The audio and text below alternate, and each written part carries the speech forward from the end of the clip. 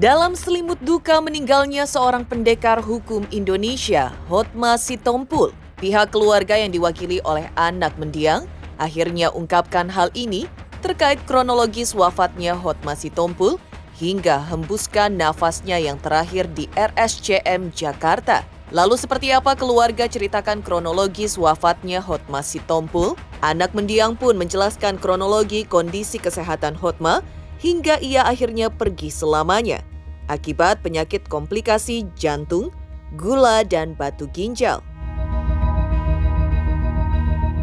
Lantas, benarkah keluarga merasakan firasat jelang sosok tercinta mereka ini pergi untuk selamanya? Benarkah ada pesan terakhir dan wejangan yang disampaikan kepada anggota keluarganya saat mendiang masih hidup? Lalu seperti apa tanggapan keluarga dengan kehadiran dari Bams serta Desi Retarigan yang melayat jenazah Hotma Sitompul? Pemirsa, bersama Intens Investigasi, kami hadirkan kabar terkini, terpercaya dan teraktual. Tetapi sebelumnya jangan lupa untuk like, subscribe, dan juga share channel YouTube ini.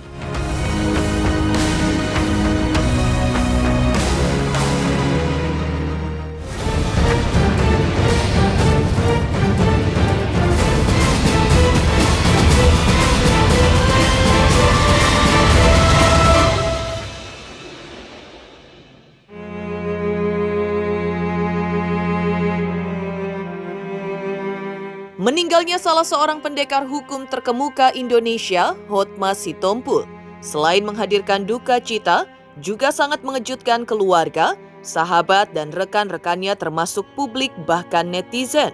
Sosok yang dikenal oleh rekan-rekannya dan juga masyarakat Indonesia sebagai salah seorang advokat papan atas yang selalu membela hak-hak hukum kaum lemah dan tertindas, telah pergi selamanya.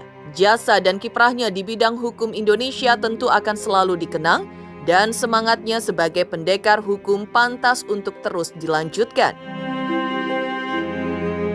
Keluarga pun akhirnya angkat bicara terkait meninggalnya Hotma Sitompul, di mana keluarga diwakili oleh anak mendiang siang tadi. Pihak keluarga menjelaskan kronologi sakitnya mendiang dan bagaimana perjuangannya untuk bisa sembuh lagi, namun justru takdir berkata lain. Pertama-tama saya mengucapkan terima kasih yang sebesar-besarnya kepada media, para jurnalis yang dari kemarin sudah hadir ke sini. Namun mohon maaf sekali kemarin saya belum bisa, sama keluarga juga belum bisa menanggapi karena kami masih dalam keadaan yang kurang baik. Namun sekarang kami ingin mempersiapkan hati kami yang lebih besar lagi supaya kami bisa menyiapkan dan menyatakan beberapa hal kepada teman-teman media. Ya, dengan penuh duka dan juga syukur kami mengumumkan bahwa bapak kami, bos kami yang tercinta Dr. Hotma P.D. Sitompul SHMH telah berpulang ke rumah Bapak di surga pada tanggal 16 April 2025 pukul 11.12 di umur 75 tahun. Karena saya kemarin lihat di beberapa media di Indonesia umurnya 65 tahun. Jadi Papa udah umur 75 karena Papa kelahiran tahun 1949. Dalam keadaan damai dan dikelilingi oleh kasih dari keluarga, karena bagi kami hidup adalah Kristus dan mati adalah keuntungan. Pak Hotma emang sudah ada komplikasi ya, penyakitnya ada jantung, gagal ginjal, dan emang sempat di Oktober tahun lalu sempat ada penurunan kesadaran, kami bawa ke Penang di bulan Oktober dan dapat sembuh waktu itu. Di bulan Januari kita bisa bawa pulang lagi, namun emang terus tetap harus rutin HD-nya. Tiba-tiba di Selasa minggu lalu sempat drop sehingga harus kami bawa ke rumah sakit. Keadaan sempat berangsur normal, namun ternyata tiba-tiba hari Selasa kemarin harus dimaksimalkan lagi topangannya sampai akhirnya mengembuskan nafas terakhir. Mungkin kalau firasat nggak ada sih Pak, cuman kami sudah mempersiapkan hati sih sebenarnya karena emang dari awal kan kita udah berjuang dari tahun lalu sebenarnya. Jadi kami pun juga bersyukur kita mendapatkan kesempatan kedua waktu itu di bulan Januari sampai dengan April. Menurut kami waktu itu mungkin emang singkat, tapi bagi kami sekeluarga itu adalah momen-momen terbesar dalam kehidupan kami bersama. Mungkin ngelihat orang di media kan dalam tanda kutip galak ataupun suka dengan nada tinggi. Cuman bagi kami keluarga nggak pernah sedikit pun saya apalagi pribadi dipukul, disentil, nggak pernah. Beliau benar-benar kalau ke saya ngomongnya manis sekali. Jadi bagi saya papa juga papa yang luar biasa buat saya. Udah melakukan yang terbaik menjadi seorang ayah buat kami semua. Hidup manusia merupakan misteri, sama halnya dengan kematian itu sendiri yang tak seorang pun tahu kapan datangnya. Demikian halnya juga dengan kepulangan Hotma Sitompul kembali ke pangkuan Sang Halik. Lantas, adakah firasat dari keluarga akan kepergian Hotma untuk selamanya kemarin? Adakah pesan-pesan terakhir yang diutarakan oleh Hotma Sitompul kepada anggota keluarganya? Mungkin kalau firasat nggak ada sih Pak, cuman kami sudah mempersiapkan hati sih sebenarnya, karena emang dari awal kan kita udah berjuang dari tahun lalu sebenarnya. Jadi kami pun juga bersyukur kita mendapatkan kesempatan kedua waktu itu di bulan Januari sampai dengan April. Menurut kami waktu itu mungkin emang singkat, tapi bagi kami sekeluarga itu adalah momen-momen terbesar dalam kehidupan kami bersama.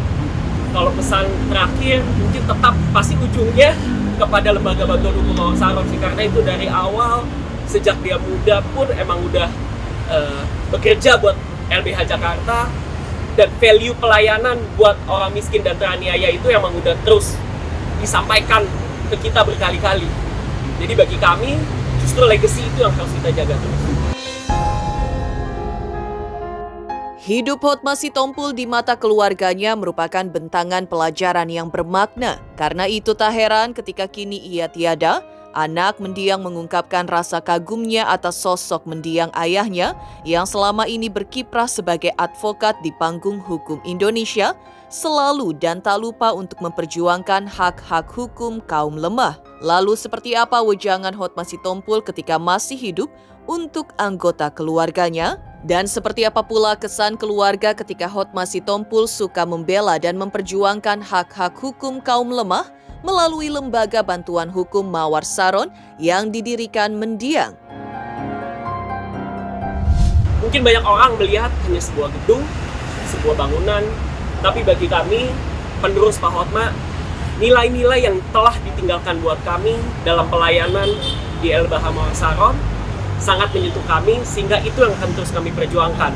Jadi apakah akan ada perbedaan? Menurut kami tidak. Karena bagi kami, pelayanan di LBH Mawar Saron itu yang terutama, dan Pak Hotma terus sampaikan buat saya pribadi. Kebetulan sekarang juga saya sudah, dan emang dari dulu juga menjadi direktur di LBH Mawar Saron. Jadi perjuangan itu yang akan terus kami perjuangkan.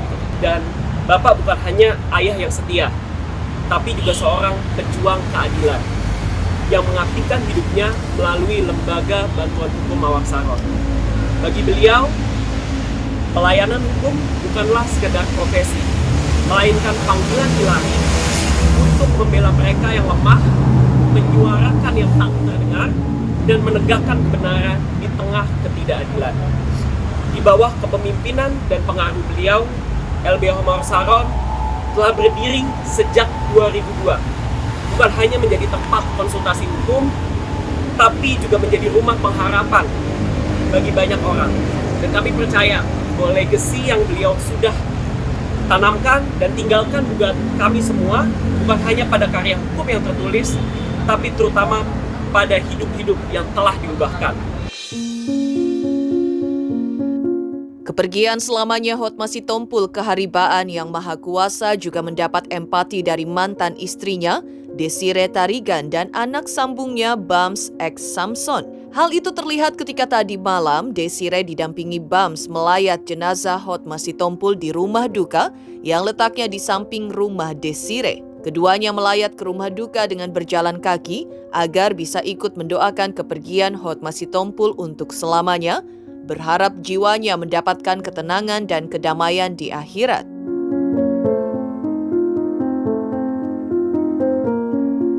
Lalu seperti apa tanggapan keluarga Hotma Sitompul akan kehadiran Desire Tarigan sebagai mantan istri dari Hotma Sitompul dan juga Bams yang datang melayat ke rumah duka Hotma Sitompul?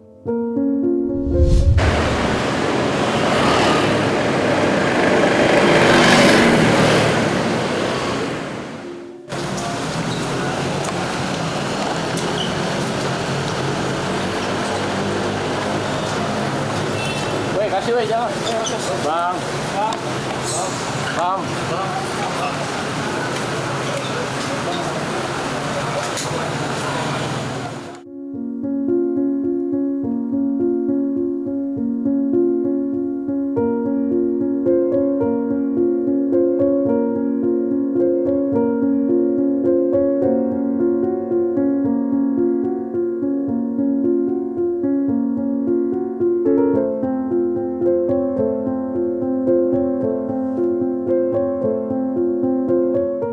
Bagi kami juga merupakan hal yang bersyukur ya. Bagaimanapun saya harus juga sampaikan, it's been a chapter for me gitu.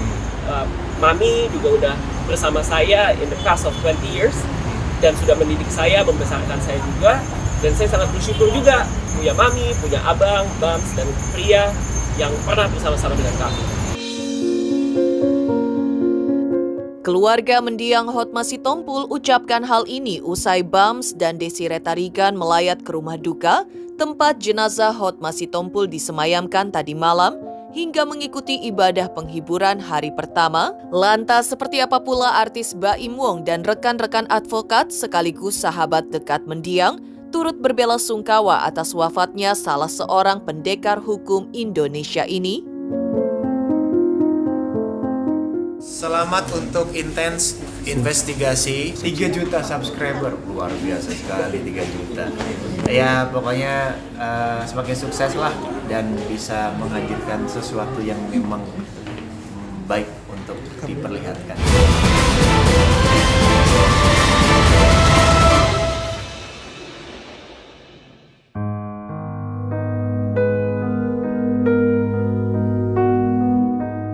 Meninggalnya advokat senior Hotma Sitompul menjadi perhatian artis Baim Wong. Bahkan usai dirinya mengikuti sidang putusan cerai dengan Paula kemarin, Baim juga turut menyampaikan rasa bela sungkawanya atas meninggalnya Hotma Sitompul yang diakuinya pernah membantu dirinya dalam suatu urusan hukum. Di mata mantan suami Paula Verhoeven ini, sosok Hotma merupakan orang baik kepada orang yang berada dalam kesulitan secara hukum yang pantas untuk dikenang. Bapak orang yang penting,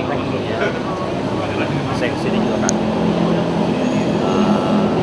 sekitar jam 12 sampai jam 11 ya, habis itu saya urusin urusan saya juga, terus saya langsung sini. Orang baik, orang yang juga real tuh, saya nggak tahu kayak kerja semuanya.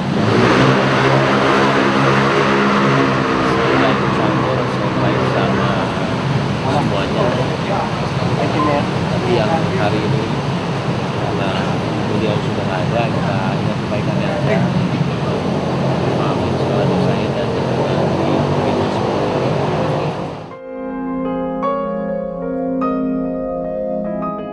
Sahabat terdekat mendiang Ruhut Sitompul, Muara Karta dan Partahi Sihombing yang mengaku baru-baru ini sering menghabiskan waktu bersama mendiang Hotma Sitompul, termasuk membesuknya saat ia dirawat di luar negeri, menyebutkan bahwa mereka merasa sangat kehilangan atas meninggalnya rekan seperjuangan di panggung hukum Indonesia. Di mata Ruhut, sosok Hotma adalah orang baik dan selalu positive thinking. Dan di mata Muara Karta, sosok Hotma dikenalnya sebagai orang yang sederhana, merakyat dan rendah hati. Sama halnya dengan Partahi Sihombing yang 30 tahun belakangan ini selalu berjuang bersama mendiang, bahkan juga sempat mengungkapkan permintaan terakhir kepada dirinya bahwa ia ketika menemui ajal ingin mengenakan kostum berwarna putih-putih. Pengacara kawakan yang di mata Pendeta Gilbert juga mengenalnya sebagai sosok pejuang hukum kontroversial, lantaran dari mudanya mendiang dikenal sebagai seorang yang berjuang untuk hukum dan ngotot untuk hukum. Pendeta Gilbert juga berdoa agar anak-anak mendiang melanjutkan perjuangan pejuang hukum kontroversial ini di bidang hukum di Indonesia. Kepergiannya jelang perayaan Paskah dalam kacamata Pendeta Gilbert, lantaran mendiang tentu paham bahwa kematian dan kebangkitan Yesus Kristus menghapus dosa umat manusia. Karena itu, mendiang yakin bahwa ia yang kini kembali akan dibangkitkan pula oleh Tuhan Yesus. Kami di dalam suasana duka, kami harus bergembira karena abang kami sekarang sudah bersama Tuhan di sorga. Itu keyakinan kami. Dia selalu bersandar kepada Tuhan. Dia positive thinking. Jadi kadang-kadang saya lihat, waduh, hebat sekali abang saya ini. Jadi Horma selalu mengatakan kita positive thinking. Almarhum adalah orang yang sederhana, orang yang merakyat, dan orang yang rendah hati. Ya, kebetulan saya memang hampir 30 tahun berteman sama beliau, dan dengan kepergiannya kita semua kehilangan. Saya terakhir mendampingi dia ketika beliau sedang happy ya di Singapura ya, dan kita kaget dengan kepergiannya yang mendadak. Dia orang yang selalu mensupport teman, yang selalu baik kepada teman-teman, menjadi contoh yang baik juga. Makanya gak heran kalau memang kita merasa sangat kehilangan. Tetapi artinya memang Tuhan sudah berkehendak baik ya. Dengan situasi penyakitnya katakanlah yang kritis, kemudian sadar kritis lagi. Kalau saya mengatakan ya ini memang sudah maunya Tuhan ya. Tuhan memanggil dia, Tuhan lebih mengasihi saudara kita nih, Horma ini, daripada kita mungkin ya, manusia sebagai teman, sebagai anak, sebagai saudara, sebagai istri.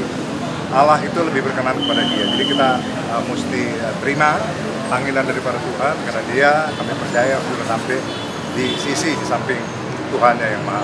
Ini pesan terakhir sebenarnya disampaikan sama saya, dia bilang kalau saya kenapa-napa, kalau saya dipanggil Tuhan, dia pengennya sebenarnya pakai baju putih-putih. Dia maunya kostumnya itu putih, celana putih. Tapi kan saya kurang cepat menginformasikan kepada anak-anak, sehingga memang dia dipakaikan dengan jas warna hitam. Ada permintaan dari saya tolong sampaikan. Tadi saya sempat japri dari anaknya, Papa minta tuh permintaan terakhir dia dipakein putih-putih saja. Tapi sudah sempat mungkin tadinya dari rumah sakit sudah dipersiapkan dengan dia udah nggak perlu. Itu namanya permintaan. Kalau bisa kita kabulkan, kita jalankan. Kita sempat dijalankan ya udah. Menurut saya kan putih-putih itu kan lambang kesucian ya kan? Lambang kebersihan hati gitu. Mungkin dia nyaman dengan putih ya untuk menyongsong panggilan Tuhannya ke haribanya di sorga ya. Dia mungkin mengartikan putih itu adalah sesuatu hal yang suci gitu ya. Saya pikir itu yang ada di benaknya dia, maka disampaikan seperti itu. Kita memohon ya kiranya Tuhan berkenan kepada dipanggilnya Horma dan bisa masuk dalam kerajaan sorga. Saya pikir itu yang kita harapkan. Ya mungkin ada dua hal gitu. Yang pertama dia tahu bahwa dalam hidup ini pasti ada bintik-bintik hitam. Dan tetapi yang dia mau buktikan, satu, dia punya hati putih, hatinya selalu bersih gitu. Dan yang kedua, dia menyambut anugerah Tuhan bahwa khususnya menjelang Paskah ini dia tahu bahwa dia akan berangkat. Dan dia tahu persis Yesus yang mati dan bangkit menyucikan segala dosa dan kesalahan. Kira-kira begitu yang saya mengerti dan tanggapi. Buat saya seperti yang diketahui banyak orang, yaitu pejuang hukum kontroversial lah. Kenapa saya bilang pejuang hukum? Karena ya dari mudanya kita kenal beliau seorang yang selalu berjuang untuk hukum dan ngotot gitu. Pokoknya perjuangannya untuk hukum gitu. Dan kenapa kontroversial? Ya karena apapun yang ditangani beliau ujung-ujungnya viral aja gitu. Ada yang menanggapinya, ada yang menghormatinya, ada yang tidak menyetujuinya. Jadi itulah yang saya bilang pejuang hukum kontroversial. Tetapi sampai pada akhirnya dia membuktikan bahwa dia bukan pengkhianat hukum, dia seorang yang bertahan sebagai pengacara yang baik. Walaupun sempat diserang kiri kanan, bahkan beliau buat kumpulan nabirong sekaligus gitu ya kan. Dalam bahasa Batak artinya yang hitam gitu ya kan. Tetapi maksudnya dengan baju hitam tetapi dengan hati putih, memperjuangkan keadilan dan kebenaran. Ya doanya pasti yang pertama untuk keluarga ya, mendapat kekuatan. Yang kedua beliau adalah seperti saya bilang pejuang hukum kontroversial. Jadi biarlah anak-anaknya kemudian bisa melanjutkannya, walaupun sekarang yang terlihat bahwa anak prianya ya Dito yang banyak berkecimpung dalam dunia hukum. Nah, kita harapkan supaya beliau juga satu saat, karena sekarang beliau masih muda aja udah banyak karya yang bagus, kiranya ke depannya akan lebih dahsyat lagi. Demikian pemirsa kabar terkini, terpercaya dan teraktual yang kami hadirkan hari ini. Saksikan terus Intens Investigasi setiap hari Senin sampai dengan Jumat tayang 5 kali sehari, pada Sabtu tayang 3 kali sehari, yaitu pada pukul 11 siang, 12 siang, 3 sore, 5 sore, dan 6 sore tentunya hanya di YouTube channel. Dan pastikan jangan lupa untuk like, subscribe, share, dan juga komen channel Intens Investigasi.